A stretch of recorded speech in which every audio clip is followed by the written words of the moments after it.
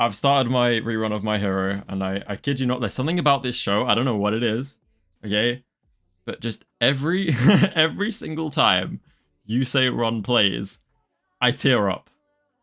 Genuinely, it was episode 2. And I'm tearing up to You Say Run. I kid you not, it makes me so emotional every time I hear that. I don't know why. I haven't got a clue. Like, the only other show I have that with is Attack on Titan, but My Hero just has a way of getting under my skin emotionally. I don't know, it makes me feel things that I no other show makes me feel. You Say Run.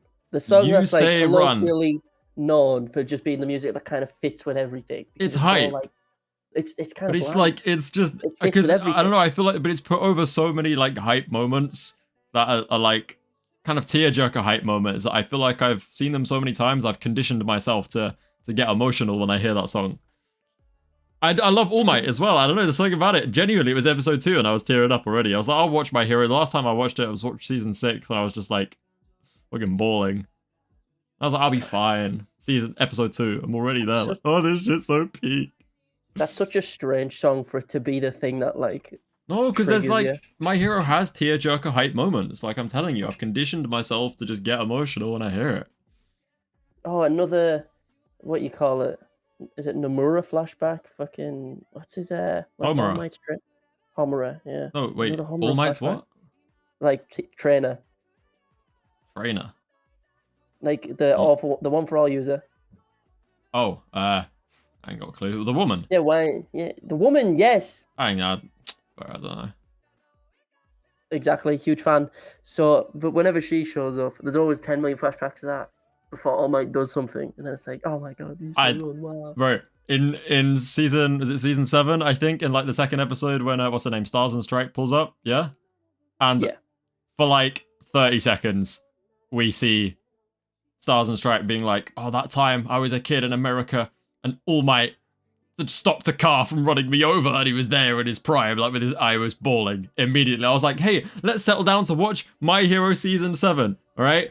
30-second flashback of All Might stopping a car. I'm like Deku, bro. I'm like Deku when Deku in season 1 when he cries at fucking everything. That's me watching My Hero, bro. That's why I can't complain about Deku. Jesus. There's something about the show. It's All Might as well. Something about All Might and the show in general that just I don't know what it is. I see an All Might flashback, it finishes me.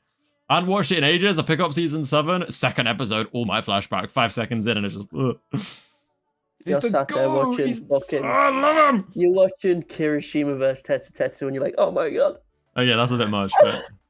That's a bit much. You're crying at Stars and Stripes appearing. What the fuck do you mean? No, not Stars and Stripes appearing. All Might appearing in Stars and Stripes live. Sorry. Bro. Oh my god.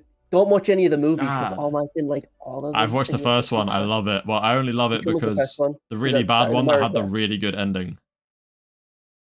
With the or the reflector guy. It's the guy, like, there's like an exhibition thing on the island. It's always on an island, that means nothing. He makes a big box in the end and All Might and Deku punch it really hard. Is that not in America? Nah. It was the first, like, a long time ago. No, there's like 3 movies, I think. There's the one with one of All for One's people, let's call, like, I think he's number 8 or number 9. Oh wait, no, I think Shigaraki's number 9, so he might be number 6. He names all his fucking wannabes a number because, you know, he's evil. And then the other one, All Might and Deku go to America for support items. Or they see like his old American friend for support items, and he makes friends with his like American friend's daughter. Oh, that is the movie I'm talking about. But I'm pretty sure it's not in America. But it's because they're both Americans, and when the reason that movie's canon. The reason that movie's canon is because like they say, "Oh, my friend's in America," and then it'll be like a flash of panel of them. He's got the gauntlet, I swear, as well. He has like the red. All of the movies are canon. When it's like Vigilante Deku and like past that, and like the Warriors, like the red stuff around him. But like, I feel like that movie, the end of that movie, is the best that My Hero animation has ever been. I love it. It's when they're like sprinting together and stuff. Yeah, when they run together, it's just something about. It's not just the animation. It's like the. You shouldn't have been crying from that. I'm gonna be honest. You should have been crying. That bro. That is like. Guaranteed. You should be hyped. No, but it is. It's like it's not sad tears. It's like hype tears. It's like I don't know. It's like gonna say I feel like You'll get All Might's. No, I'm gonna abandon that train of thought. That's just not what it is. Oh, my baby boy! Oh, my boy All Might. I'm so proud. Jesus Christ! Don't watch the latest movie because there's a dark, evil, messed up All Might. No, Ooh, does he have to fight? spooky. I might have to watch it then. Yeah, it's all gimmick as that. He's just the thing is, I would do reaction videos, but the reason why I always like. Any viewer of mine will know that for the last like year and a bit, I've tried 2 or 3 times to do reactions. First, it was the live action Avatar show, 2 episodes in, dropped it. Then Bleach, 2 episodes in, dropped it. Then Dan Da Dan, 2 episodes in, dropped it. Why?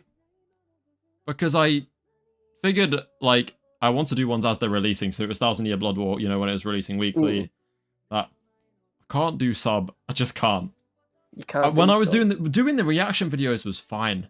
All right, but I didn't take in half the shit that happened because I'm sitting there trying to react to it, knowing I'm on camera while also having to take in the sub. And I would do it in dub, but it's like a week delay, so I'm late to the game, and I'm like, well, this doesn't work. So you're on screen just trying to, because when you're reading, I'm there just trying to read words too. So you're going Getsuga Juji. Yeah, and like nothing went in, bro, nothing. So I was just like, fuck it, I can't do this. With Bleach, yeah, the dub. Fuck yeah, Bleach dub is classic. Johnny Young Bosch. Sorry, Chris Sabat All Might, My Hero dub is epic, by the way. Yeah, it's just Vegeta to me. I can't hear it as anything but Vegeta. Good for you.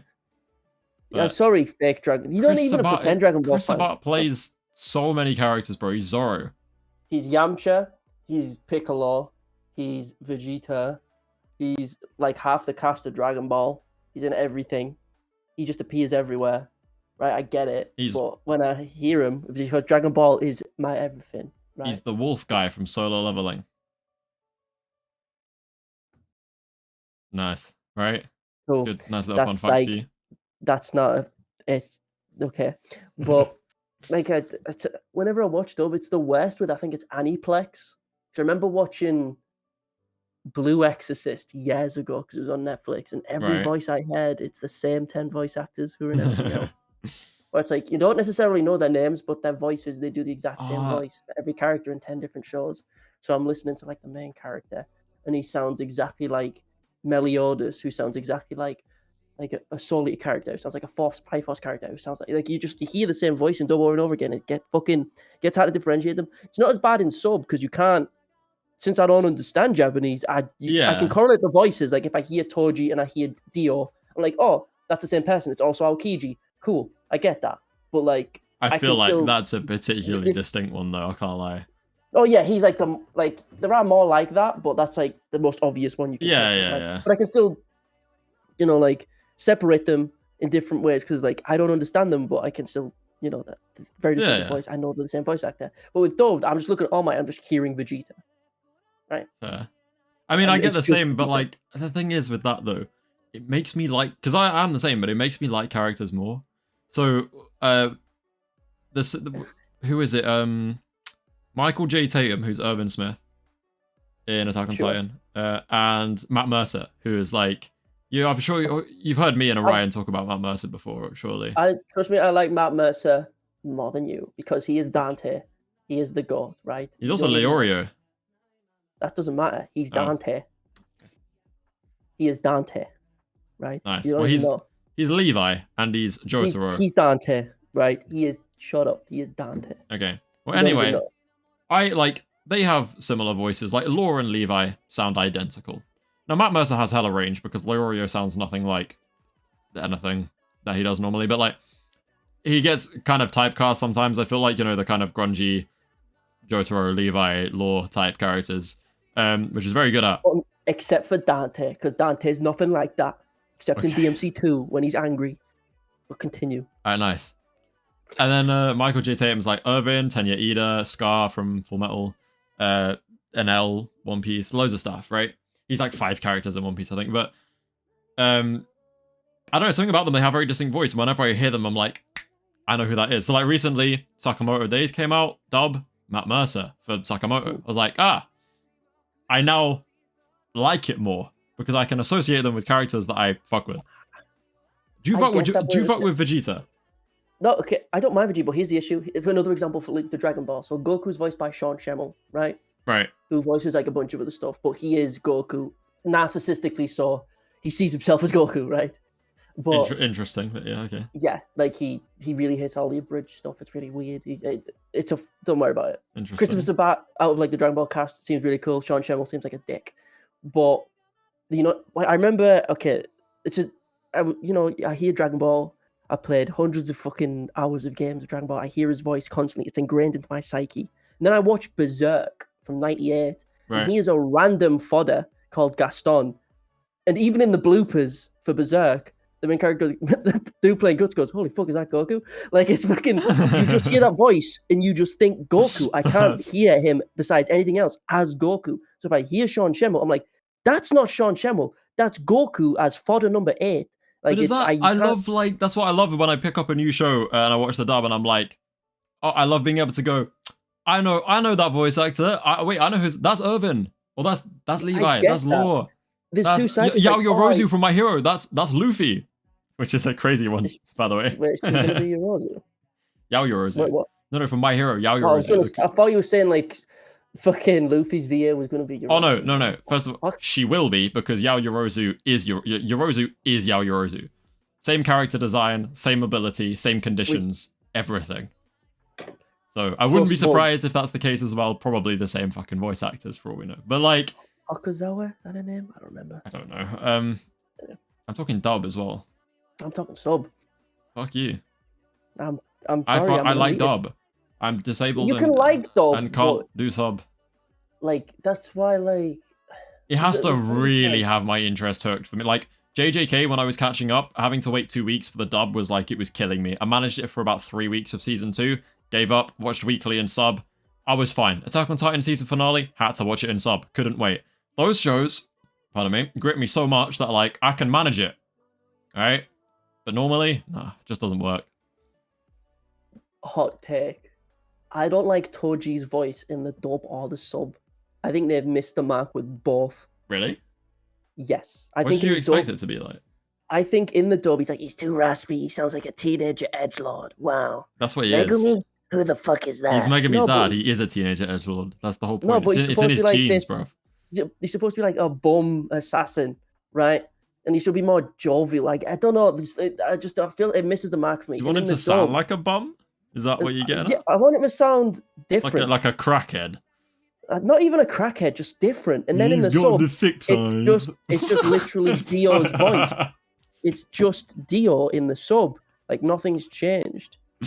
Like, right. I don't know. The voice doesn't fit for me. I don't know why. It's definitely a distinct one. Toji has, in both sub and dub, it's very, like... I feel like it is a you love it or hate it kind of thing, because it's very... Yeah, it's very... I hate both. I'm trying to think of, like, you hate most things, though. I think... Who would fit, like, Toji in sub? In dub, I have no idea. I think how it is now is just what do you he's supposed to be like a 40-year-old. He's supposed to be a 40-year-old man, but he sounds like a 17-year-old trying to be edgy. Then what's his face? Patrick Seitz in the dub. Then probably like a Kenpachi Thorkill. Maybe that would hit the mark more. I guess. Obviously with Bleach dub, I'm fine with it. I'm fine hearing like Johnny Young Bosch everywhere because he's goated, but I don't know. Thorkel? I think I've heard his voice. It's Kenpachi. You know how Thorkel and Kenpachi are like basically the same character as well? Like, it's so funny. Well, that's what part of the thing with Vinland Saga. I was watching it recently. I was like, why do I like this Thorkel guy so much? He reminds me of someone. Why do I feel like I've seen this guy before? And I went, it is Kenpachi. I don't think I've met anyone who just doesn't like Kenpachi. There's people who like are okay with him or love him. There's no like in between. Like, I don't think what's there to hate? Like him. He's cool. He's goated. I love him. In the first fight we really see him, he's kind of dog water. That's has the bells in his hair. An odd one. That's a very off the odd eye one. patch. It's really weird. Do you know what I find do you know what I find really strange about? Like, God, we've been bouncing around conversations today, but I find it so odd that in I don't know what it's like in the manga, but we have the whole what's her name Unohana thing, and Kenpachi like. That whole thing finishes, right? And it's a while until we see him. His next proper fight is Gremmy, right? The whole lesson behind him doing that with Unohana is like, stop limiting yourself. Like, stop holding back. Yeah. Reach your full potential. become fully strong. And what does he do after that? He puts the fucking eye patch back on and he rocks up with the eye patch on. I'm like, okay, what are we doing here? Why? But at the same time, you wouldn't have been around, but you had no idea. You have no idea the amount of controversy around Unohana's Bankai. Really? For the longest time. Is it the same in the manga? It is, but you have to think about it. In the format of a manga, people debated for a long time what it was actually doing. Whether or not, because you see like pages of Kenpachi and Unohana and like their flesh being stripped away and being turned into bone. Yeah. And people were like, is this metaphorical? Is like Kenpachi like being reborn and getting new flesh? Is it acid she's making with her Bankai, or is it blood? We don't know. It's very difficult to tell from the manga, right? People were like debating for the longest time. Same with people with Kisuke's stuff. They were arguing for a while. I mean, surely they still are. We haven't seen Kisuke's stuff. Of course. I haven't caught up with the fucking anime. But there's a lot of stuff in Bleach, like from the manga, when we were showing Bankais really quickly, because it was kind of fast forwarding a bit, where it's like one after another, we kind of can't tell what each Bankai does. They're very like... Yeah, it needs to be more... For example, a good example of it, but also bad at the same time, is it Rose, where he straight up explains his Bankai. Has that happened yet? Who? In the anime? Rose, the music guy. He fights masculine? Yeah, probably. Yeah. He explains how his Bankai works with like sound. So Master Masculine shoves his own fingers in his ears and destroys his eardrums. I remember, Yeah, so that's a good version of it because he explains it to us as the audience, but he's also explaining it to Master Masculine, so he just immediately counters it and then fucks him up. Yeah. Right? Which is like good for the audience, but terrible at the same time as a reader, because it's like, why are you explaining it, Rose? This isn't JJK. You do not get a buff. This isn't Hunter x Hunter. Like, you don't, this makes zero sense. Like, people, that's still so dumb. That's still so fucking dumb. That's anime, bro. That's how it works. It's just, no, but like, be like Geen. Just fucking lie. That's as fast as speed of light, swear down. No, it's even faster. Actually. No, Geen is it goes so 10 million funny, miles bro. over there. 10 million miles that way. It's too you funny. Can't even react to it. Yeah. Like, you should do that. Just lie. Bullshit. Yeah. No one knew what his Bankai was until it fucking exploded Aizen. It was great. I'd be telling every other person something completely like not even remotely close to the same thing at all. It makes me invincible, and also it summons massive flame tornadoes. I can throw bolts of lightning at the same time. It's so oh my god! I still think you haven't watched the Bleach filler, have you? No, I haven't. Watch the fucking filler, bro. The filler captain is cool. Amagai is sick. He has a sickle, bro. Please. Amagai is so cool. And he I can't lie. Yama. I'm more interested in watching Naruto filler than Bleach. Naruto filler than Bleach filler? Hell no. Naruto filler was no. There's pirates in there, bro. Who gives a fuck? I don't care about like cool stuff. I just want character interactions. You get character interactions with the cool stuff. That's how it works. You get people interacting with the new captain, interacting with each other. In Bleach, they have like full film festivals where they just interact with each other.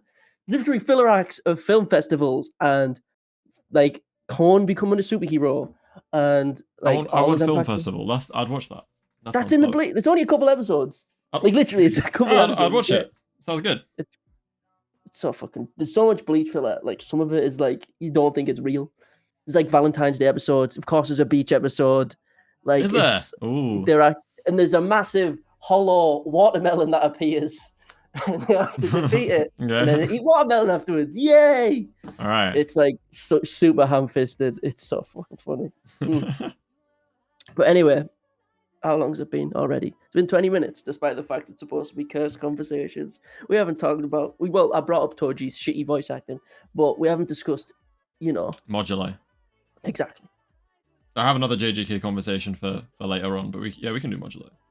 Although I feel like we've kind of discussed most of the chapter, I mean, amongst ourselves at least. Like, I feel like the things that should be discussed from this chapter that are kind of left open-ended. Maru's technique, alright? Whether it's, like, how... I'm curious how Jujutsu works with aliens. Like, is it a... I don't know why I get the impression for some reason that they have, like, a generic kind of ability. Or, like, do they all have individual things? Like, the way it's described, it seems to be much more like a JoJo's ability, where it's very broad.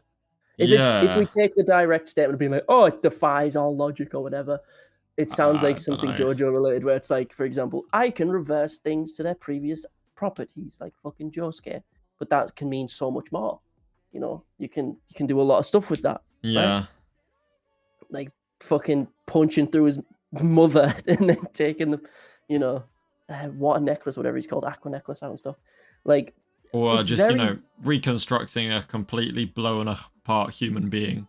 Oh no, they're alive. Trust. No, but you can't do it if they die. But obviously, if you've been disintegrated, you'll survive for a few seconds at least. You do read the manga. Come on now. My bad. With Modulo, there's clearly more than that aspect to it, because you have like the music scale: do, re, mi, fa, sol, la, ti, do. Right? And you have what you were saying in chapter 1 about you two are siblings, right? I bring harmony and balance, which will, or whatever he says, some weird shit. It just doesn't line up with what's going on in this chapter. He has the Force, trust. That's what it sounds like. And then in this one, he's just like water, hot, freeze, bull, slam. Time goes crazy, things floating. He's like a Conjuring villain. It's just weird. It just feels very, very broad. It doesn't seem like it's like one set thing. Spacey, wacy, like, alien things, bro. It's not like telekinesis. Right, it's not like pyrokinesis, because he's freezing shit, he's heating shit up, he's floating shit, he's tracking people down because they're related. Yeah, he's confusing people. No, it's because like, do the aliens even have like cursed energy? What's with the They have something similar, right? Because I think it is cursed energy. No, but they don't have cursed spirits. Because they all can control cursed energy. Yeah, but still, they're just innately born with it. So, do they all have... I don't fucking know. I don't know. Give me more chapters. We also don't know that all the aliens are, like, sorcerers. Fighters. We just know that they can control their... whatever the hell that stuff is. There's 50,000 windows. Wow. But yeah, it basically is like that, though. There could be 50,000 Ijichis. Plus a Dabura. And a Maru. And Cross, but like that means doesn't mean anything, because we got a Kusakabe. Let's just break this down real quick, right? Just humor. I know you don't like these conversations, but just humor me for a second, okay? What the fuck does that mean? This sounds like we need to have a conversation. Yeah, but it's a serious conversation. It needs to be had, all right? This old man is supposedly a grade 1 level sorcerer, okay? He's getting blatantly no-diffed by Maru here, alright? Like, yeah, he's getting blitzed, like Maru's pulling the Yuta moves, like the blitz behind him. I know. You get me? I said it as a joke, but like, low-key with this technique and him... saying above Hikari. Is he above Hikari? Let's be real. I don't enjoy these conversations. I don't mind these conversations. I don't really give a shit. Depending, like, the technique defying logic, bro, like, I'm not gonna lie, I'd say obviously not concrete, because we don't even know what the fuck the ability does, right? Does he need to... Is it like... Does he have to be conscious to use it? We have jackpot defying and infinity defying potential right here. All right. We have a single statement from a man who is so senile old man. He covers himself to dress like a child. You're taking his statement as gospel. I don't know if that's very wise. For the agenda. He's a geriatric pension abuser. Maintaining the agenda is our top priority. Hikari in the bin. Like, I'd say at this point, there's not really anything for Hikari besides the Kashimo fight, in which Kashimo isn't going all out and probably should have won. And, you know, Hikari won by chance because they were near the ocean, right? So, Hikari's a jobber. This is actually a Kashimo upscale. Oh, wait, pause for a sec.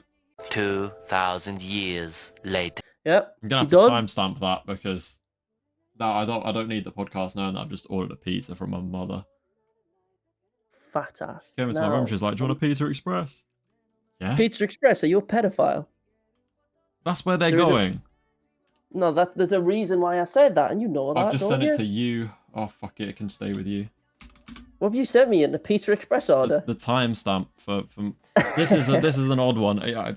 Conversation got cut short because I ordered a Pizza Express. Anyway, what were we saying about Hikari? The place where Prince Andrew rent. Speaking of nonsense, so this old curse user is geriatric. He's in his 80s. Ooh, that was bad. He's old as fuck. And you're telling me you take his statement over, it goes above everything I understand about jujutsu. The dude who dresses as a 10-year-old, you're taking his statement as gospel. Yeah. The Ed Gein, like nonce pedophile man, you are taking his words. Okay, but to push the Hikari dead agenda. But listen, Hikari is for stalemating, an only ice wielding, domainless ice wielding sorcerer. Uraume is goated though. Shut up. Maru has ice and other stuff. I'd say Uraume relative to like Yorozu probably. That is bullshit. That's straight. Highball. That's an insane highball. Highball. First of all, no domain. In terms of raw output and power, like sure, yeah, but like no, that's crazy. Yuji, stops Maki, stops everyone. No diff. Okay, they got off guarded. First of all, true. Typical. It's fact. But also no, I'd say more like Arame over like base Kashimo. Sure. It's actually a no-brainer, really, isn't it? Yeah. An NBA Kashimo. Low-key above everyone. I think. See, that's an interesting point. I was thinking, let's put agenda aside. All right, completely aside, and power scaling aside. Fuck power scaling. Okay. If you were to sit, because this order is very different. Well, not very different, but it is different to how I would rank them in terms of how strong I think they are. If you were to ask Gege to just list like the top 5 or top 10 like strongest characters in order, he'd put Kashimo in top 5. He would put Kashimo, like it would be between Kashimo or Yuta at number 3, I think. And I think there's a very good chance. Like I know I shit on Kashimo, I put him like 7th or 8th most of the time. But if you asked Gege, I think he would probably put Kashimo easily in the top 5. It's just because he messed up how he portrays Kashimo. Yeah. Because he's like, I'm going to show him punching Sukuna. That's so cool. And he's going to get this cool moment with Sukuna at the top of true strength. Not realizing in between those two moments, he showed him getting turned into grated cheese. So the fan perception of Kashimo is grated cheese. And in turn, you can't take him seriously, which is a shame because we saw 2 fights in which both he lost. 1, he goes all out and loses immediately. 2, doesn't go all out and it's even. And it's like I still just hate that he fights like 1 HP Megana or Sukuna. I hate it. And he's winning. So dumb. And then no, but Sukuna. It's just like I want to fight Kenjaku. Who's the strongest in history? Sukuna. Bro, I'm gonna fight him when he's on 1 HP. I'm such a fucking man. I was gonna make a Dragon Ball reference, but I will anyway. So it's like in the Cell games, basically. You know, Goku. I haven't seen Dragon Ball, so I have no idea. It's fine. That's why I'm explaining it for a toddler. So in the Cell games, you know the big bug man, Cell, he has this whole tournament shtick, right? Just imagine Meruem, right? Okay. Meruem sets up a big tournament. Oh, the green dude. Yeah, I got you. Green dude. I got you. And he's like, I'm gonna fight the strongest in the world. Yeah. And okay. And then he fights Goku for a bit because Goku's like the strongest one about at the time.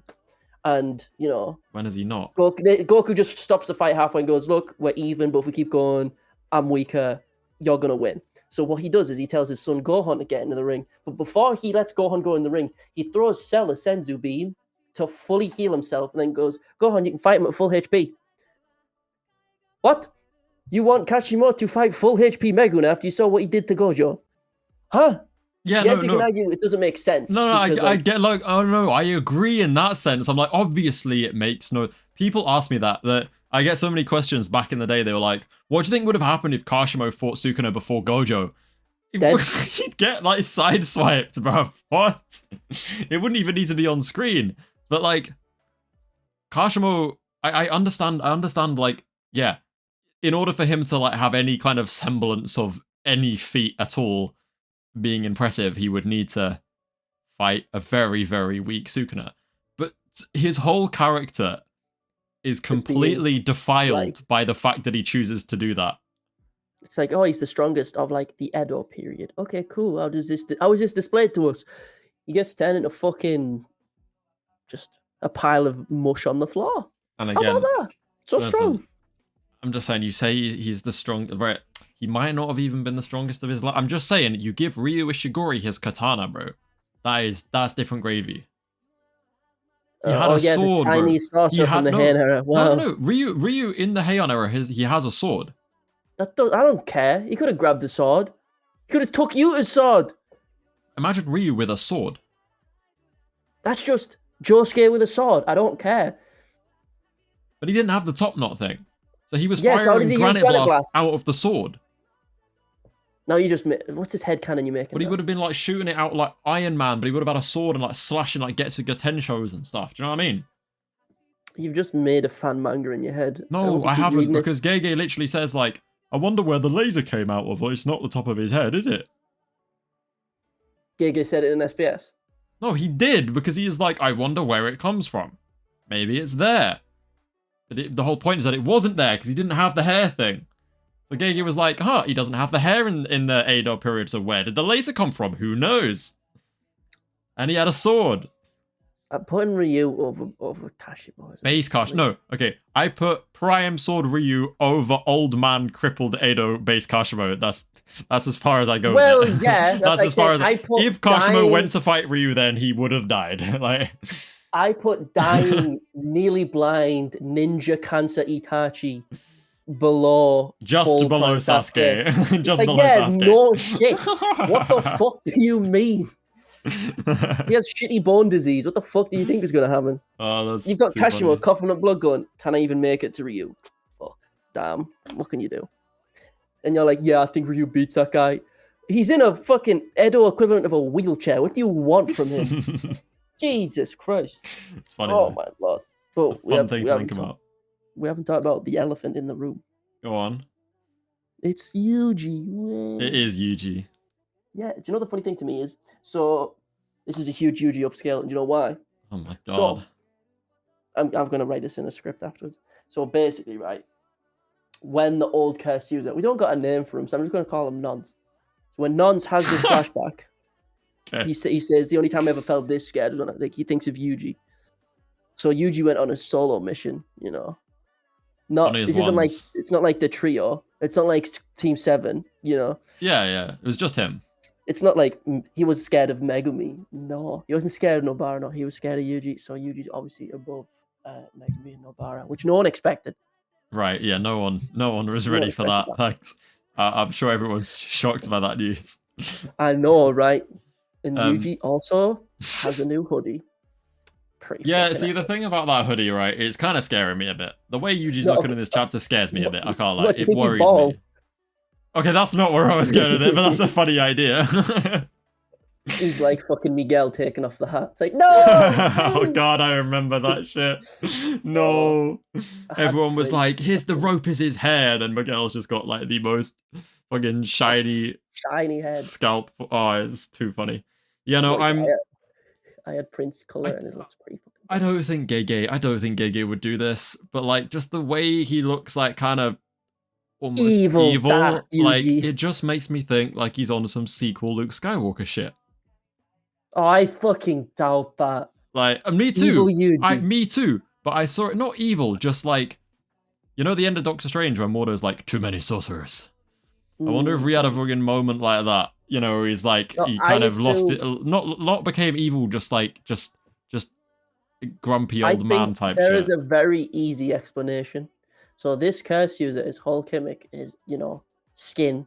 He probably killed some people and that annoyed Yuji, so he's very pissed. Right. I feel like that's more of a logical explanation. The curse user who murdered some people, and that pissed Yuji off. That is a much more viable explanation.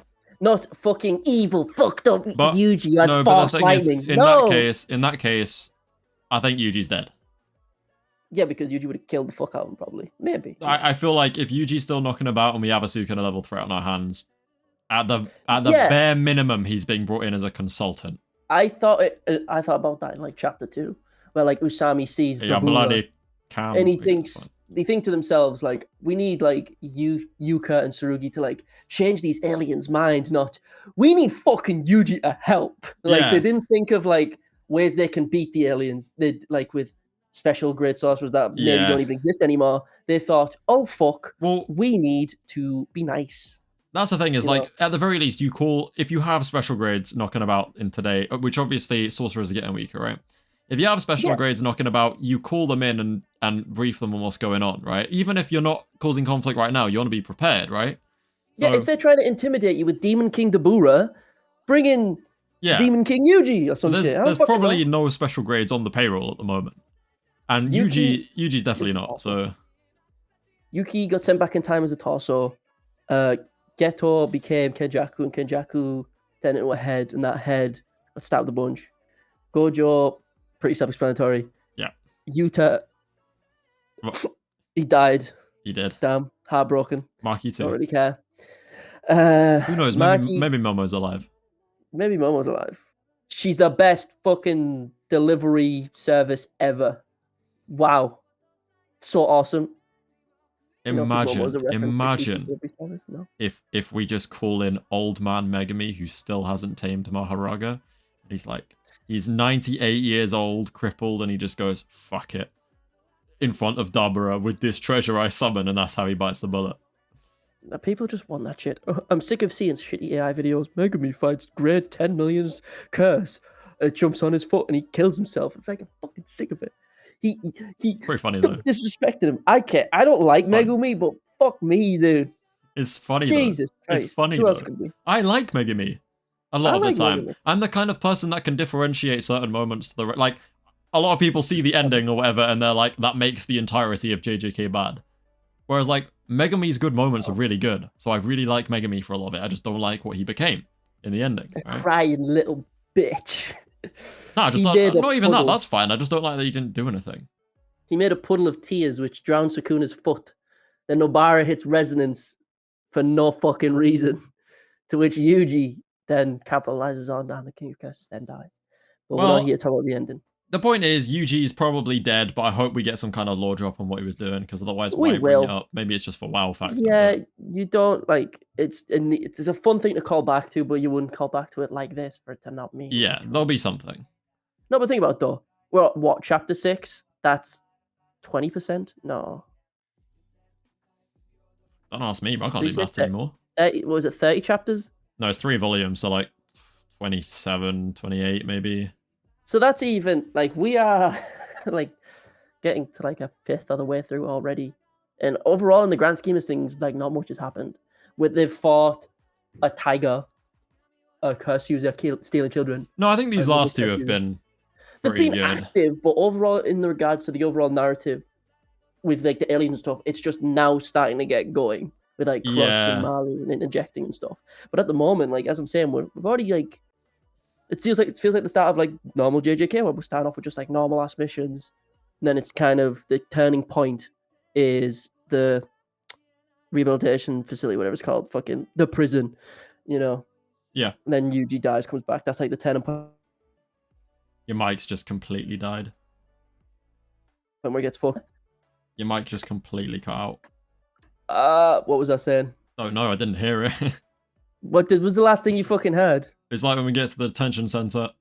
Oh yeah, when we get to the detention center, the prison or whatever, then Yuji dies, and then after that, focuses on the special grade disaster curses, and it spins on from there in the Shibuya and the Culling Games, etc. Yeah.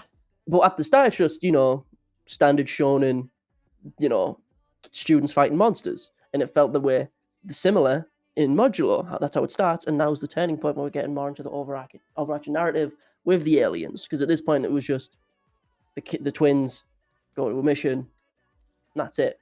They fight the tiger, they fight the curse user stealing kids, they fight this curse user, and now Maru's going crazy. Whoa! I mean, the thing is, Cross is pretty cross. It's doable to turn into like a relatively well fleshed out story. But they're not getting to fucking Maki Yuta level. They will, because it's not about training; it's about the ring. I told you, bro. Literally, if they swap that shit over the next chapter, they both go full power. I told you. It's either going to feel rushed or it's going to be longer than like 30 chapters. I told you, and I'll say it again. It's going to happen. You're pessimist, mate. You're pessimist. For expecting more chapters because Gege is shit at math. Pessimism technique. Yeah, because Gege can't. I don't think it's Gege who's deciding this. He kind of has the balls in his court because it's not because if they've gone, you have this long. You have the slot for this amount of. You have 3 volumes worth of slottage in Shonen Jump. If it does very well, and then they go, you now have more creative freedom, and Gege goes, well, I'll make it 50. then sure, that's more viable. But I don't think Shonen Jump has just gone, yeah, as long as you want, do what you want, and Geiger went, cool, I'll make a 3-volume manga. Nah, try. It's gonna be longer. Trust. You don't understand. But he's just a hitter. It is doing quite well, I think. So hopefully they'll be motivated to keep it going. All the text at the bottom of the chapter is like, "Thank you for all the amazing support." Wow. Well, yeah, they're saying they're doing a color page next week because of its massive popularity. They were like, because it's doing so well, we're gonna do like the beginning of the next chapter will be in color. Oh, pretty neat. How about that? Yeah. So, but that did get me thinking, like, if because this is chapter 6, but if we're getting to like, once we're in that 15 chapter plus region, I feel like things are gonna be hella hype. And it will gain more traction and more popularity, and it will only grow, I think. So if by that point, and we're getting into the 20s, it's like, okay, this thing is doing really well, I think then it's more likely that we see information about maybe another spin-off, or like, here and there we just keeps going. But I do not think this is the last JJK project we get. Oh, obviously not. I told you we got horror light novels and fucking. No, I mean like a manga. No, I mean Gege himself said it opens the door for more projects in the JJK verse or whatever.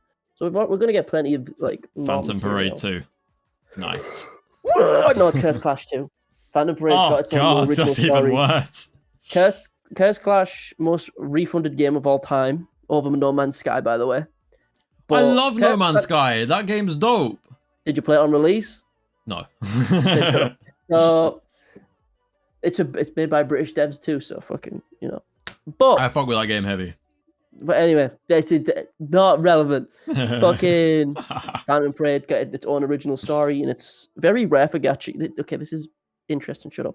So gacha games, usually the Japanese version will be months ahead of anything the rest of the world gets. But for some reason, they've decided to make this new storyline, like this new prison storyline, happen on Global and JP at the same time, which is very rare. Okay. The last time I remember anything like this happening was on Dokkan, when Ultra Instinct's first episode aired, and they just released them both at the same time on JP and Global, just celebrate. But that very rarely happens. So it's making me think it's going to be hype. And apparently Eren Yeager's sub VA has a scythe in the prison or some shit. Nice. I don't know. He's just there. Oh. That's pretty cool. But I'm hyped for it.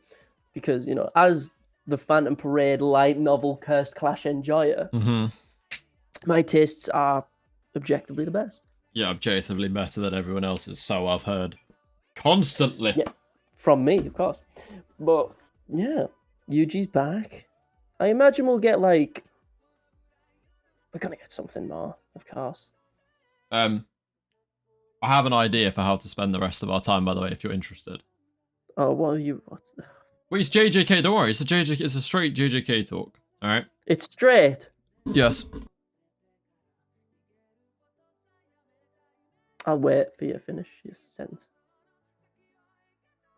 You have cut out. You are gone. Ah. Look at him try to figure it out.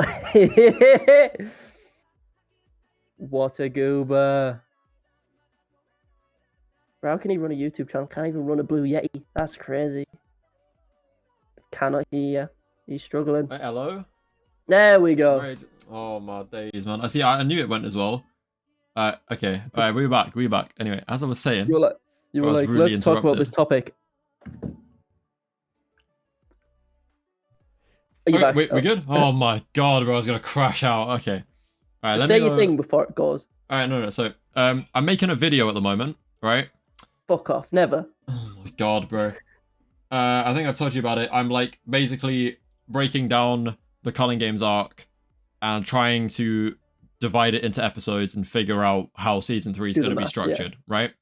And I spent a lot of time. I spent all day yesterday, like going through each chapter, figuring out the best endings for episode. I went back and I looked at every episode of JJK, what chapters they were included in, whether MAPPA likes to use full chapters when they can. So they'll take little moments from other chapters and move them around a bit, but when they can, they like to stop at the end of a chapter. So like most episodes will be 3 chapters long and it will be 3 full chapters, right? Instead of, 2.5 or stopping halfway through a chapter, they like to finish.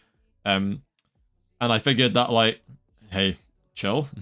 I figured when there's like a big fight, so a good example is Yuji and Todo versus Mahito, right? A lot of it is like mainly combat. There is obviously still dialogue and text and stuff, but mostly combat. When it's something like that, they squeeze in 4 chapters in an episode, roughly. Sure. Otherwise, it will be 3. And then if it's like very heavy text, like really heavy text stuff that can be slowed down a lot, then 2. But considering how much needs to be crammed in to season 3, I think it will mostly be around like the 2 and a bit to 3 chapter mark. I can tell you're serious because you've got a pen in your hand. Yes, this is what I was writing with. So I have it on my iPad here. I hope that's what you're fucking using it for. What else you'd use it for? All right. Anyway, I want to see what you think of my breakdown. You're not going to pull up a sheet towards the camera, are you? No, I'm just gonna. We can just talk through it. I'll just like proceed. So I can't remember. I think we've spoken about it, but do you agree with my analysis of how part 1 and 2 are going to be split up? I'm fine with that. Perfect prep plus Yuji and Yuta stuff. Yeah, that's fine. That means all of Naoya is just nice and snuffy. Yeah, no, it really is. Right. One thing I think is that's just so fucking funny to me. Just all the images on Twitter of like the official artwork, and it's like Yuji, Yuta, Choso, and it's who's just that the guy? outline of Naoya with a big question mark. Who is this mystery character? I wonder. It's as if you've shown him in the trailers. Wow, crazy. You'll find him 3 steps ahead of a woman. It's like fucking. It's like when they're revealing a new Smash character. It's like, who's that Pokemon? No, it fully is. It's like, who's that Pokemon? It's exactly what it is. Oh. But yeah, no, so there will be a lot of Naoya in your first 5 episodes. I'm gonna be seeing him on the 14th of November in almost a month exactly. I have a funny ass story about that as well, but yeah. So Naoya. No, don't worry. So what's nice about that idea though of how it's going to be split up? So just to explain it for anyone watching, just like with season 2, Hidden Inventory was a separate kind of mini arc. 5 episodes long. It covered 15 chapters of the manga. Then they took like a month and a bit break, I think. And then the rest of season 2 resumed weekly. That's what happened. I think it's going to be the same with season 3 because we have Yuji Execution, Maki and the Zenin. And then after that, Culling Games begins. So we're probably going to do those as 5 episodes. But guess what? Exactly 15 chapters. Like, right from exactly where we pick up of the Naoya, like, the chapter we skipped in season 2. Does that mean all the Naoya stuff? Because that is 3 chapters. Does that mean all the Naoya, like, the Zenin clan stuff is just 1 episode? So I've figured out what it's going to be, but I also I've made a point for people like you in my video. I wrote the script, right? People because like I know, okay, not actually people like you, but some people who are a bit thick and can't. Look, let me just hear me out, all right? So episode 1. Pause, by the way. Who are you calling thick? Okay. Episode 1, I've got like from 138 to 139, which is the Zenin introductions and the Yuji Yuta stuff. But it's weird though. This one's the hardest one to figure out because season 2 ends, right, with Yuji clapping on the bridge. Yeah. But before that, in the manga, is Naoya intro and the convo with Chozo on the stairs, right? Yeah. They'll just slightly before that. Well, no, it's just like if it was the season will start with like the Zenin intros. Yeah, I thought so too. But it's a compilation movie, which means it's going to flow on from the end of season 2. They'll probably just cut that in that final scene for like the movie. I think they'll probably just cut the conversation into the thing as like a flashback thing. I'd say they'd cut the last scene of season 2 and just fill it with the probably to be honest. Like after they show Yuta and stuff and the whole execution, it'll like cut to the Zenin explaining Nobito's dead, etc. Then we go straight to Yuji. Ooh, that was bad. Again, Yuji and Choso talking on the stairs. Yeah. And Choso doesn't ask the question ever again. It never feels the need to ask about the stitches on the forehead. But, And never again was Yuji called a demon god or whatever the fuck Choso decides to call him. He's like, now a demon god. He's now a demon god. What the fuck does that even mean, Choso? Well, he's my brother, so he's probably pretty fucking strong. But then, that works out fine. Yeah, and then I thought it, because it's like, from the trailer, they've seemed to have extended a lot of that, right? So like Yuji fighting the curses, and also like you can see Yuta stalking Yuji through the buildings. So I thought it probably ends on Yuta's arrival. Like the first episode, probably. Yeah, because if we're extending the fight, and it will. That's roughly 3 chapters ish. And then episode 2, 140 to 143, which will probably end, I reckon, just before or after Yuji's like flashbacky dream. I feel like that's a nice way to start an episode, you know? So it probably ends with when fucking Kaori gets animated, we're gonna get some weird ass fucking gooners, I promise you. Kaori? Is it Kaori? Oh yeah, no, you're right. No, you're right. Yeah. Don't say it in that tone. No, I didn't mean it like that. Yeah, you're right. Yeah, so like Yuji and Yuta will have their extended fight. Yuta will kill Yuji. Naoya will get his ass handed to him, and then Yuta will stand over him and make a fool out of him. Just fucking rude.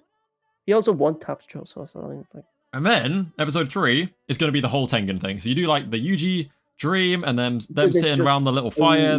Yeah, it's a lot of exposition. It is a lot of stuff. Like you go to Tengen, go inside, get the lore dump, do the plan, and then leave. Right? But it looks like they are making it like visually interesting though, with like these holograms of fucking Kenjaku. Hopefully we'll get to see cool stuff, so I'm okay with that. Animation unfinished, Lamau. No, okay, right. That was such good bait from me, but no. So what's really interesting when I was reading through this is like, for some reason at the end of 146, right, which is when they leave Tengen's place, so they finish up their conversation with Tengen, yeah. The second half of that chapter, like a whole second half of it, is Takaba's introduction. Yeah. Fucking why? He doesn't show up for like 30 chapters. Well, not 30, it's like 20 chapters. No, it's just it's where else would you fit it though? But like, I don't. It's such an odd one to just bring up then. No, like tonally, it doesn't fit anywhere else because you could just do it midway through him fighting Hazanoki. That's like nearly a chapter-long fight in itself. Nah, just introduce because you don't want another flashback with fucking Takaba. I guess introducing him there is fine because then immediately afterwards you've got the Zenin stuff, which is a bit of a tonal shift if you try and shoehorn Takaba in there. Well, I think the Takaba stuff can be done that's like a 2-minute segment. Yeah, it's like a really quick thing. Yeah. You can do it like before the credits, and everyone will be like, "Who's this guy? Why is he?" Yeah, exactly. But that will probably be the beginning of like episode 4, I think, like a beginning credits, exactly like before the OP, or right at the end of episode 3 if they can fit it, right? Like either or, completely fine. Episode 4, I think we'll do the Yaga chapter. The infamous Takaru chapter with Kusakabe as well. Of course. He will not appear for another 100 episodes, but he will be there. That's very true. And then we'll do 147 and 148. So I think it ends on Maki awakening and killing Ogi.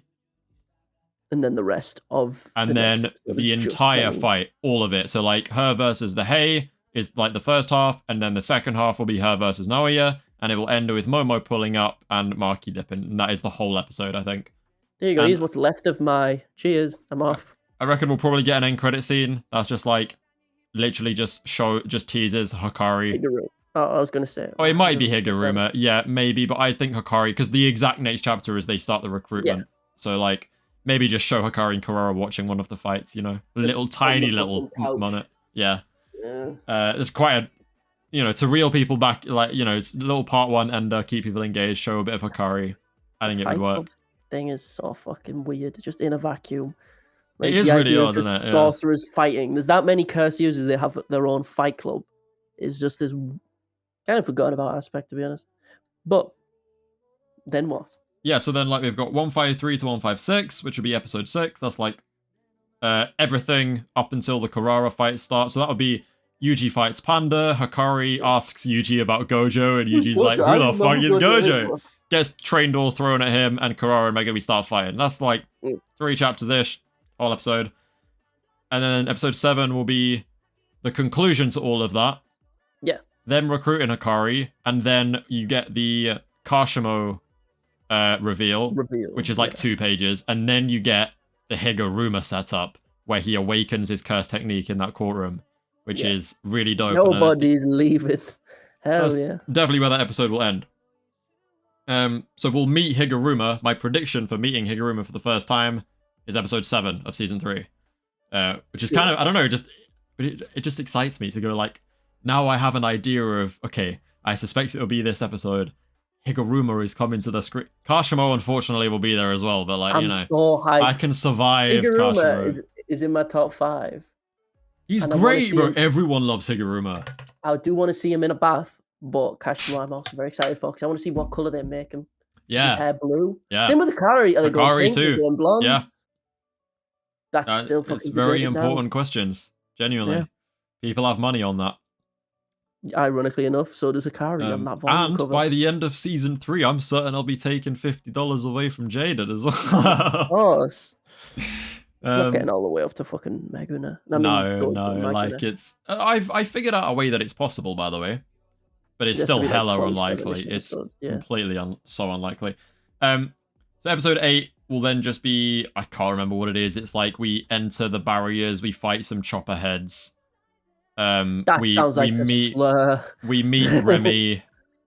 I can't lie, it's a slightly dull one. I'm not gonna lie. The fingernail guy? No, he's not there yet.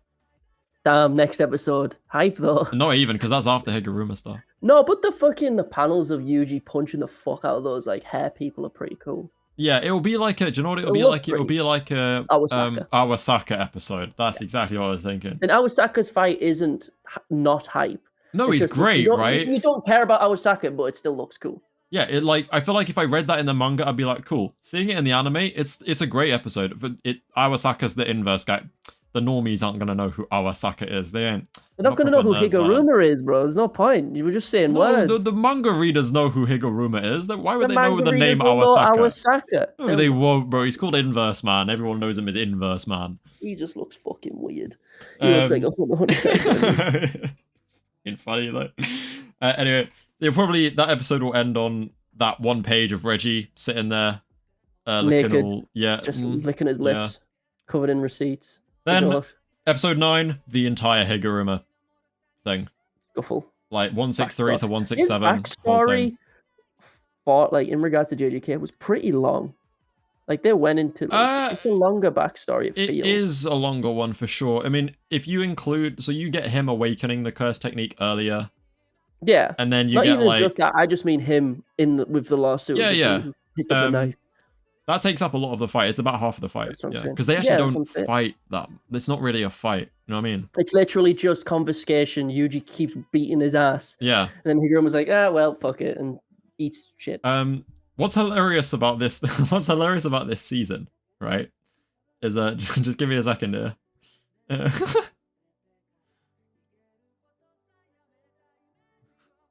I'll just let you do your math.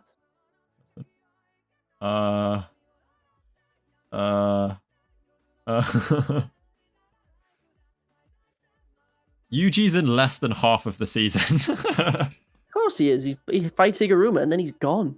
So funny. Oh, but he's the main character, dude. He's in it for less than 50% of the episodes. So? Doesn't matter. That's insane. Who cares? To be fair, it's probably not that different to Shibuya if I counted it up. He's not in any of Hidden Inventory. You count Sukuna as Yuji. Like when it's Yuji-kuna. But he's still on screen. No. Because then do you count Sukuna when it's Yuji?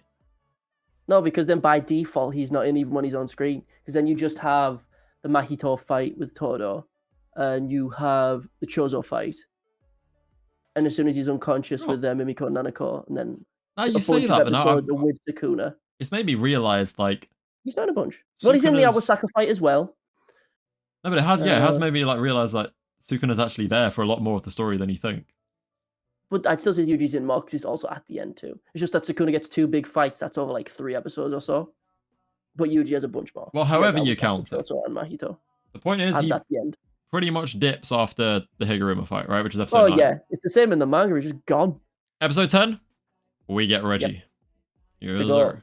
And we'll probably go like, the claw guy, Takaba intro, Takaba fight Hazanoki, and they'll end the episode most likely when they get to the gym. Here's a weird thing, right? I'm wondering how they're gonna make Wicker Basket look. Oh yeah, that's a very good point. I don't know how Wicker Basket's gonna look. Well, they got lazy with Falling Blossom Emotion, and it just looks like Cursed Energy reinforcement. What are you doing? Yeah. What are you doing? That's what it is. What? That's it. It's Falling Blossom Emotion. What are you talking about? Falling Blossom Emotion. Why is that? Yeah. That's all it is. You just stay still and you just stand up, and that's it. Is that it? Yeah, it's literally. Oh, it is because Gojo does it as well, doesn't he? Nobito does it with Dagon. Yeah, no, you're right. I see it now. You're right. That's the whole point. It's just a dog shit simple. Does Ogi do it? You can't move. No, he does something to do with it because it's part of like he uses. I know he uses it. Yeah, but he uses it out of the domain. Yeah, but why not? It's so fucking dumb. Because he's a bum. Because he's not part of the new Shadow School. That's why. And it's that's why Tsurugi's got his sword now, so he can like give it a better form. You know what I mean? Yeah. Is that his sword? I've said it because it's funny and it uses flames, and I think it'd be very funny. I don't know. That feels headcanony to me. Of course it is. Why else would his sword have flames? I back it. No, I back it. No, like another character who uses flames and has a sword. Just another one who uses flames, and there's only Sukuna. Unless you're gonna say it's a sword made from Sukuna's fucking soul. No, but I love the idea. Like only you could think of that though. Like see that emoji and be like, oh my god, it's Ogi's flame sword that we saw for a single panel of this 271 chapter manga. I think I said that in the first time we fucking did this podcasting. I was like, that's Ogi's sword. Probably. Because it's the only thing that sets shit on fire. And then literally Maru's like, what are you gonna do? Use your sword, you'll set everything on fire. You're right. Like it's a fire sword. And that's Ogi's only thing. Strong flame, as it's called in TCB. Strong flame. That's it. He can't set things on fire, just his sword. That's fodder. But, maybe after Maki killed his ass, that sword somehow became a special great cast too. Which is ranked higher than him, which is very funny. Yep, that is 3 jokes. We'll continue. Episode 11. We pick back up. This is like gonna be now chapter 170, 173. Yeah, we've now made it to the school gym. Start fighting. Megami uses domain. We beat Reggie, and it ends on the end of 173, which is second to Gojo. Second to Gojo. Oh. Yeah, so like half of that chapter is the end of Megami. That sounds not what it is. The end of the Megami fight, not the end of Megami. Sure. Although, even though it is technically the last thing Megami does, that's important for the entirety of the manga. Right. And make a puddle. Oh my god! Wow. No, the ending is so funny to me because it's like, yeah, Yuji's gonna punch Sukuna, and Nobara's gonna hit Residence, and Megami's gonna cry so much it makes a puddle. Yeah. It's like when you're walking up the stairs and you like forget that you think there's a final step and there isn't, and you just like give that little like you kind of fall a little bit. Sukuna was just like, oh. No, it's like that. What you call it? Like that fucking Nike wrote abridged clip where it's like, "Wow, I've been falling for a long time." Yeah. It's literally just that's what kills Sukuna. My Hero abridged is so funny. I love that shit. That's actually jokes. Anywho. Yeah, sorry. Back to the final bit of that episode will be like the introductions of Kurorushi, Druv, Uro, Ryu, and then Yuta second to Gojo as he off-screens Druv, right? Or just decapitate him. Like I don't know why you got so hot. Yeah, they introduced Drew of Kurorushi. Why are you saying Drew's like a big deal? Whatever. Yo, they introduced Drew. Yo. Well, no, but it is a big deal because they make him seem like a big deal, and then he gets negged by Yuta. That's how you make characters look strong. You talk them up and then off-screen them. Yeah, I know. It happens in Kagurabachi as well. It happens in every show. Yeah. It's fucking goofy. So yeah, and then episode 12, right? I initially was a little bit too strict with how I distributed Sendai. It's like a... Oh, I've got a pizza. Thank you. I don't really know what to do with this now. So yeah, I was initially I was like, oh, they'll only put certain... I went back and I've read like Yuji and Todo versus Mahito, which is 6-7 chapters, and that's 2 and a bit episodes. I've concluded the big colony fights, so like the Yuta fight, the Hikari fight, the Maki fight, and the Yuki fight will all be like 2 to 2 and a bit episodes. Not quite 2.5, but like the most of it will be in 2 episodes, okay? Sure. I honestly think we do four chapters, which is doable. A lot of the big fights, all of the big fight episodes in the Shibuya incident were like 4 chapters per episode. And I think we do everything from Yuta fighting Kurorushi until he goes, "Come Rika, give me everything." And then that's the end of that episode. The next episode will be them fighting 3-way domain clash. Nothing happens. Well, and then like he beats Ryu, and then kind of probably talks to Ryu a bit. Maybe that conversation will be, because I reckon Sendai will be one of those fights, because there's lots of like no text fighting. It'll be one of those like Jogo Sukuna situations where it gets extended a bit. Kind of, so free ball it. I wouldn't be surprised if that final conversation between them carries into the episode after. Which the episode after, it will start with that Yuta bit, and then it will go into Charles. Charles versus Hikari. You all hate Charles too much. Charles Bernard is fucking goated. I like Charles. Fuck you. And I think, so like episode 13 will be the end of Sendai. It will start like episode 12. And yeah, so that Charles episode, this is where it gets a bit tricky, because I thought it would either go... Because again, I was looking at it like, realistically, what we could just do is the whole Charles fight, like the entire thing, the whole Panda versus Kashimo, and either end on Kashimo, like, you know that cold panel where he goes like, "Where's Sukuna?" And he destroys Panda and his bits go flying everywhere. Sure. You know what I mean? Well, it's a really cool ending panel. Either end there, or we go and just do the whole like Panda flashback first and then end on that. Like we probably put the Panda flashback before that moment and then end on that moment. You know what I mean? Yeah.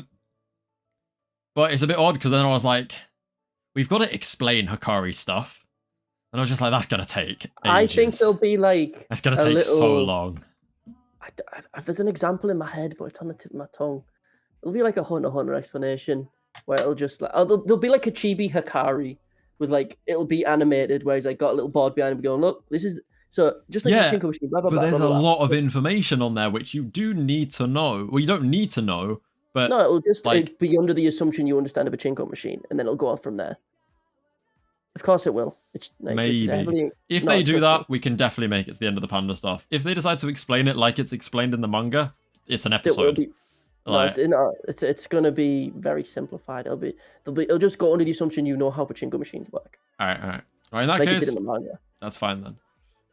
It's not going to say, "So these are how Pachinko machines work." And now, Hikari's curse technique. No. That is how it is in the manga.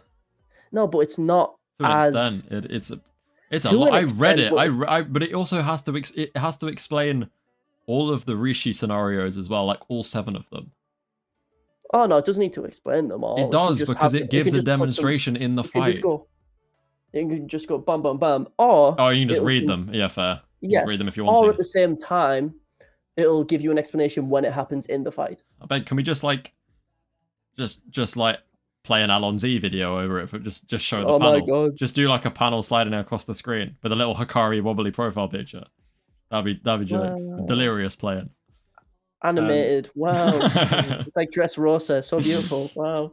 Anyway, so then we'll probably do the full Hikari Kashimo fight from 184 to 186. And then not the full, but like it will go halfway through, and then the rest of it will be in episode 16, sorry. Yeah. And then he'll beat Kashimo, that will all happen, and we'll end with the Marquee Monster panel, most likely. You know the one where it's like, Momo's like, "She's become a..." and then it shows her running through the tunnel with the sword, like a monster. Which weirdly isn't the end of a chapter, so we might actually go to meeting Wormy Cursia. Immediately after it. She just has a combo with Kamo, and then we see the worm Cursia like coming down from the sky. And then, yes, episode 17 will be the whole Maki Kamo fight until Daido and Mio are teased.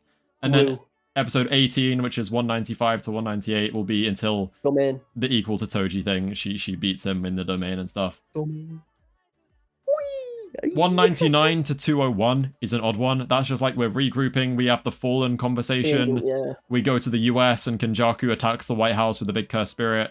I don't think that'll be very long. Yeah. There's a lot of text in there. Yeah, but it's a lot easier to just fucking wrap it and exposition that. I guess, and then basically episode 20 to 21 is like Yuki versus Kenjaku. Yeah.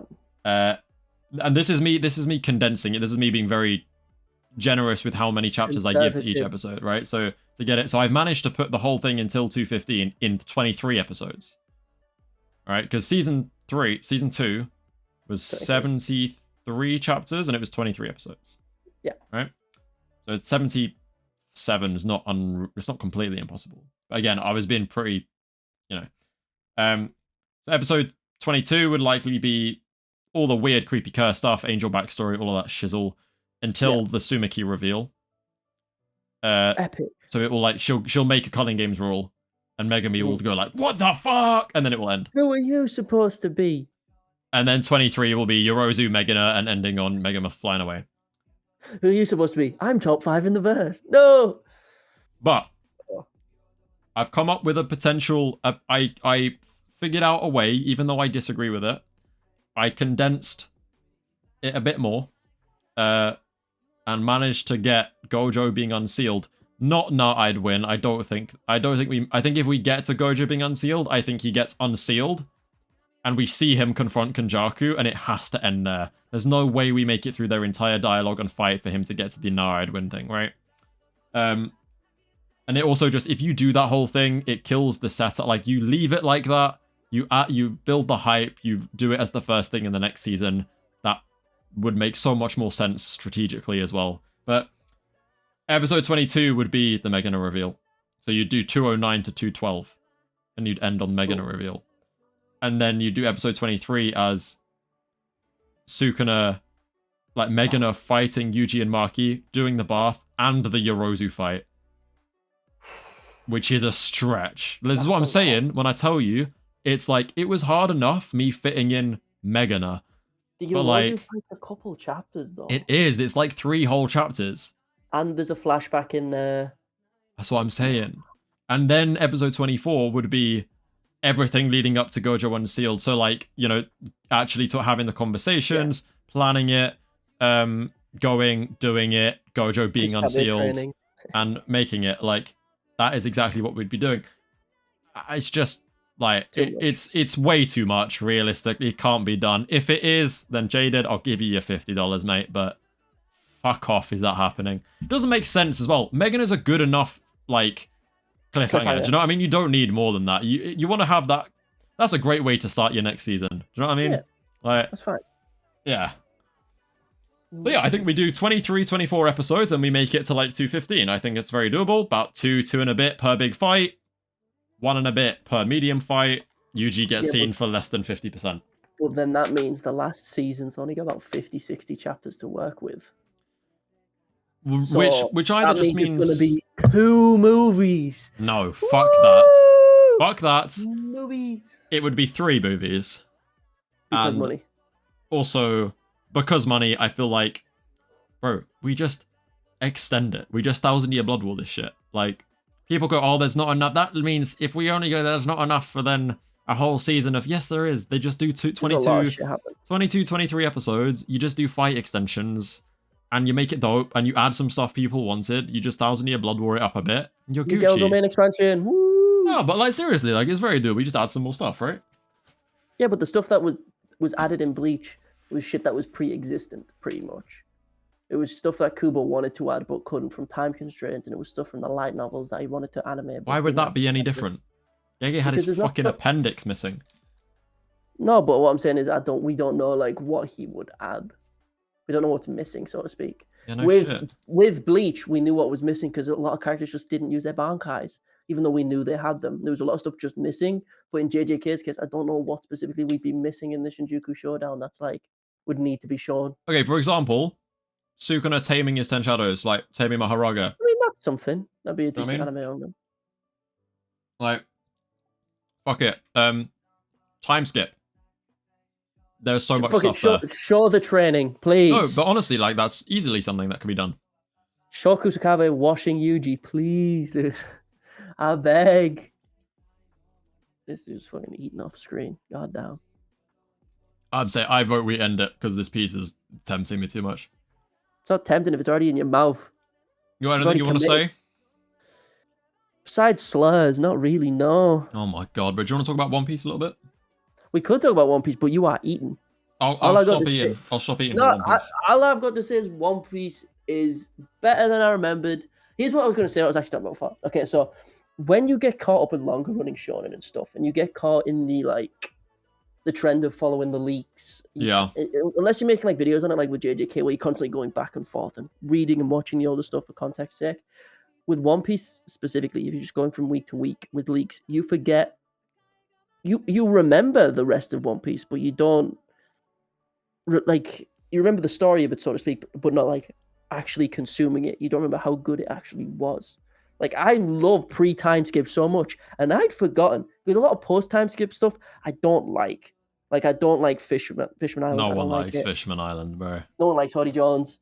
Like, Fishman Island. There's stuff in Dressrosa I don't like. There's like little bits and pieces and stuff that I don't like. But pre-time skip, I just feels a lot more enjoyable. Ace looked fucking ugly when we first met him. It was great. Don't know why that matters, but yeah. No, you know what I'm talking about though. In Alabasta, it looks just I know. It looks clapped as shit. Ugly Ace, hell yeah. But like this pre-time skip seemed much more jovial, and the world seemed much more brighter. But then, as we get more in the Tenryubito, Celestial Dragon shit, it's all about slavery and it's politics. Fucking depressing and more politically focused. It's like everyone arguing whether or not Luffy is actually this political hero. I don't give a shit. I want him to be the funny rubber man, not the sun god of freedom, right? I liked it when he was just this funny little guy who wanted to fight a dude with red hair and find a boatload of treasure. Although I feel like a lot of people are... I could be wrong about this, so I'm not going to say it with full confidence. But my interpretation of Luffy is that people are always like bringing up, oh, Luffy is Joy Boy. He's the sun god, and he's gonna like liberate every. Yeah. What kind of happens is like they associate, Gear 5 is Joy, like Luffy is now Joy Boy. Characters like Zanisha see Gear 5 or feel Gear 5's presence, they're like Joy Boy's return, right? Like it is Joy Boy. I feel like what we're missing here is that the whole point is that Luffy doesn't see himself as Joy Boy. Luffy is completely ignorant of this idea, and he... No, but isn't it like a Mythical Zone type thing, where it's like Mythical Zone's kind of a will of their own? So like he is Joy Boy at the same time? No, but like isn't his whole thing freedom? Luffy's whole thing is that I feel like the whole idea about him is that he has been given this kind of Joy Boy... It's almost an expectation or a role that's kind of trying to be imposed on him, and he is going... Fuck you! I'm gonna do my own. Like I'm Luffy. I'm not Joy Boy. I'm Luffy. I feel like that's what he's kind of what it's meant to be. Again, I've only watched it once. I've read Egghead once. So I don't know liberating for sure. Places though. No, he does, but I'm not saying he doesn't. What I'm saying is like he's not Joy Boy. He's Luffy. That's the main idea that I think people are losing, because people who claim to like know so much about One Piece and like are the kind of people who say read the manga whenever you get something a little bit wrong.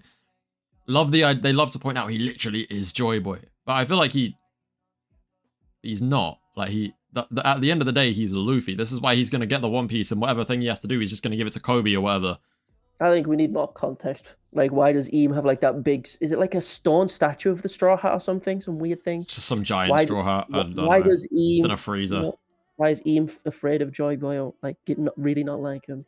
Well, liberation and stuff like that, but. I think we need more context before I can even say anything, but I do feel like there is that element of mythical zones and zone fruits have their own will. So as soon as Luffy ate that fruit, how much of him is Joy Boy? That's a fair point, I guess. Yeah. It's fucking weird. Also, this is one thing, right? When I was editing that fucking chapter One Piece video for you, you were like, oh, Sengoku, the slave lover. I'm going through Marineford, I remembered. Sengoku's just always a dick. Yeah, Sengoku's never been likable. Sengoku's like, Garp, you will fucking take... Hey, I'll kill you. You will take responsibility for these stupid-ass kids. Yeah. I will make sure you die for them. I'm like, dog, he's a prick. I get it. You lost Corazon, but you're a dickhead. Yeah. Jesus. Fuck you, dude. Like, fucks with slavery. Is annoying to Garp. That should be a death sentence already, personally. I agree. Completely. Garp's he's the best.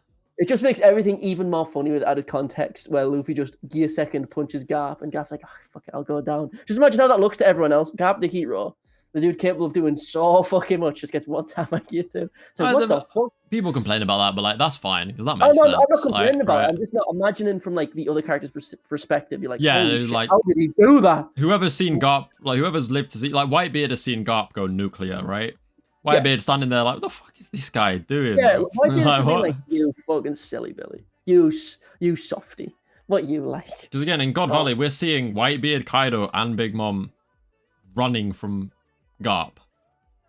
Like, just turn around and run away. The hero of God Valley. Big Mom turns around. She's got a fruit at that point. Like, had it for a while.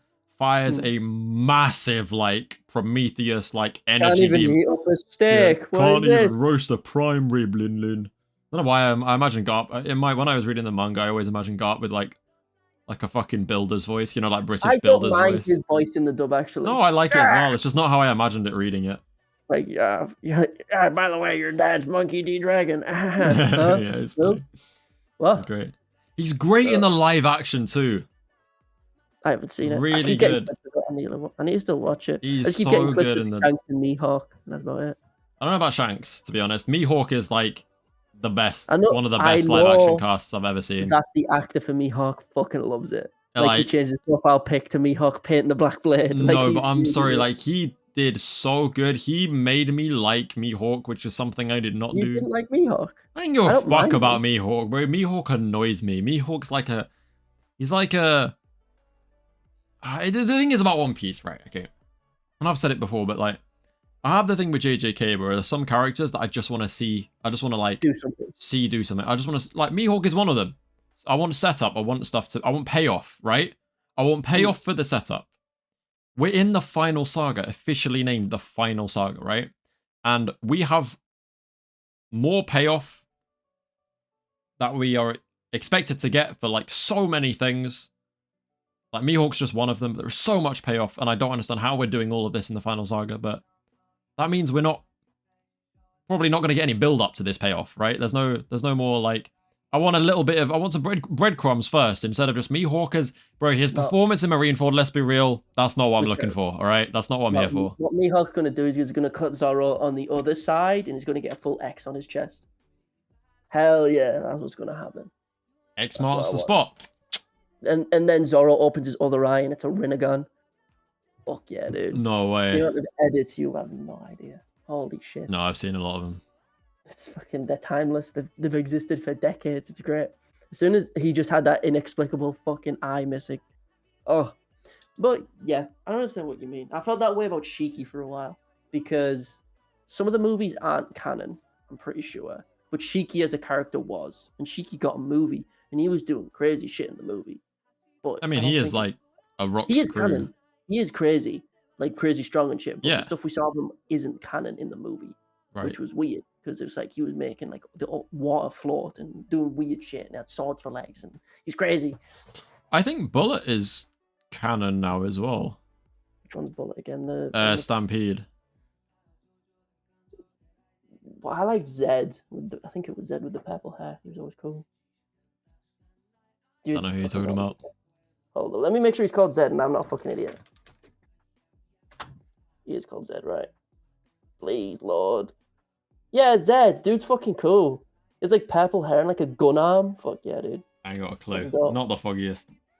Which movie was it? I think it's just Film Z. Yeah. There's plenty of fucking One Piece movies. They're great. Yeah. Yeah. In conclusion, Sengoku's a dickhead, Garp's a goat, and One Piece is pretty good.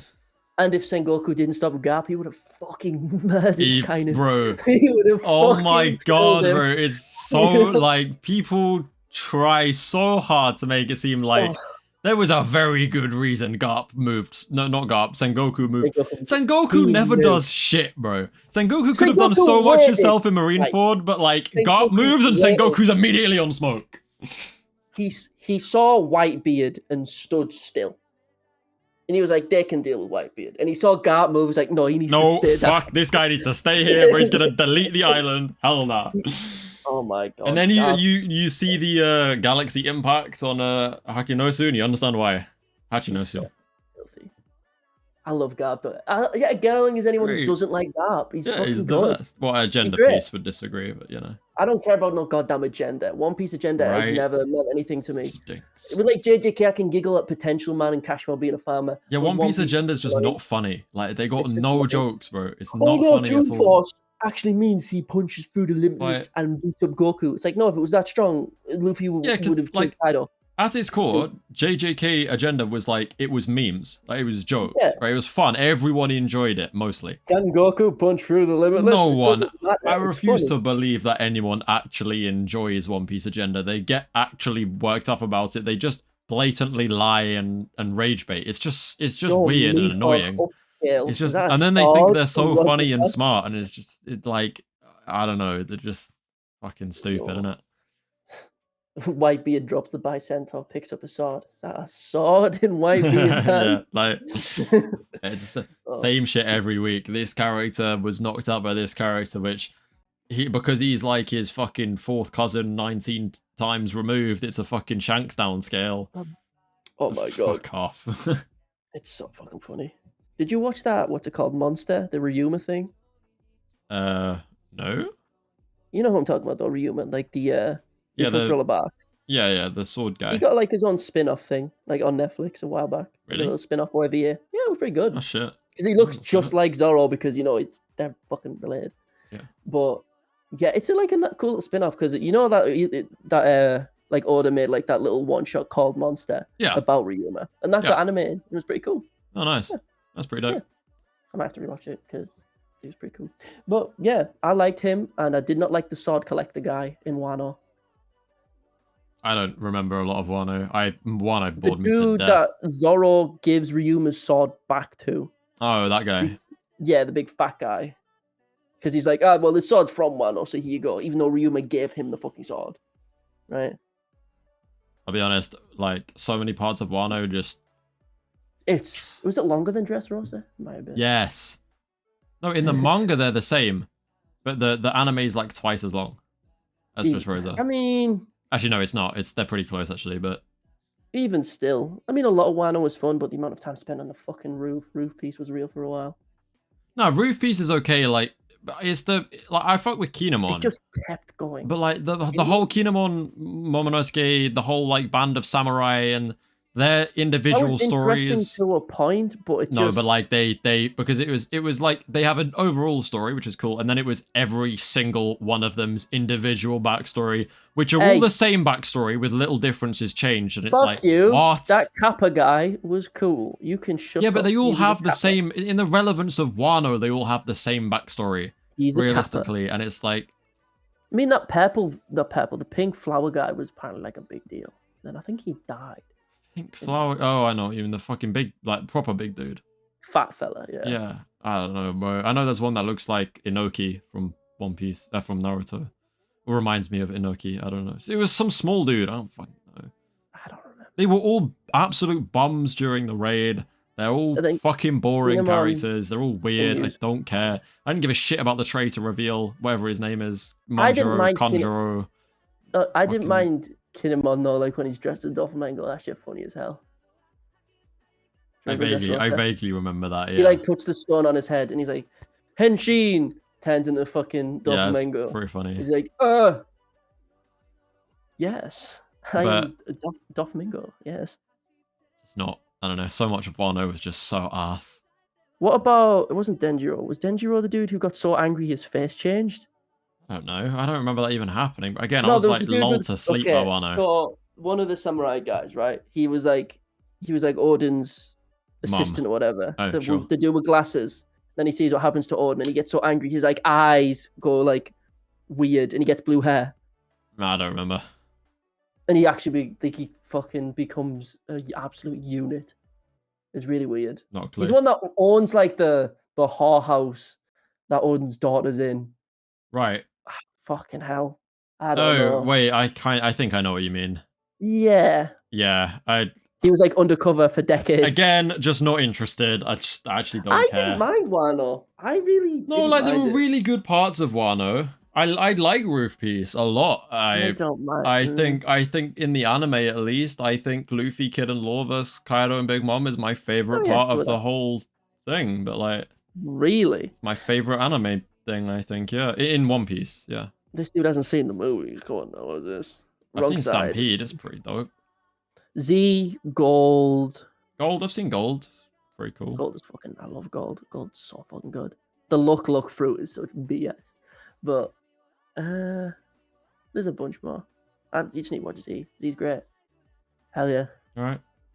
Zed's getting added to Pirate Warriors 4 in fall of this year. I stopped playing the game for like 3 years, I guess, and then I just reinstalled it, and I'm pretty much done with it again. Thank God. Nice. But now it's back to Burning Blood. That's me and Marvel Rivals right now. Oh my lord. One Piece has accidentally took over again. I feel like I'm back in fucking just secondary school. Ugh. Chapter review is doing pretty well. Doing better than it would on the main channel, which is why I've made this second channel, because my algorithm on the main is too confused to be pushing stuff like this, so I just needed a fresh start. Damn. My algo is just it's like you ever seen The Ring? It's like the body in the bottom of the fucking well. But hey, what can you do, baby? What the fuck is this? I've just had a guy comment telling me it's not Yuji, bro. It's not. Then who the fuck is it supposed to be? If it's not Yuji, who's it genuinely supposed to be? Like, I don't know. It's clearly supposed to be Yuji. I'm just gonna reply with 0 out of 10 rage bait. I'm trying to think who. I took a second to try and explain it to him, and I was like, I can't be fucked to deal with this right now, so I'd just type nice comment. Epic. 0 out of 10 rage bait, bro. Are we done? This pizza's like cold. I don't care. Like, it's just it's teasing me, and I need it. You know when Prince Andrew went to Pizza Express instead of Epstein's Island? That's you right now. You couldn't have been on the island because Pizza Express is too tempting. Pizza Express. You love yourself some cheese pizza, aka CP. Now, with that being said, I think we're done. Yeah. Yeah. Cool. Well, like and subscribe. This one hopefully will reach more people because I'm going to collaborate it. Yay! With me, obviously. With both of us. Yeah, because I need someone to fix my algorithm, and this is a defib for it right now. Fuck me. Right. Yeah. Nice. Okay. Well, on that note, see you guys in a bit. Oh, and fuck Orion, bro. Fuck that guy. Stinky Orion, bro. He's fired.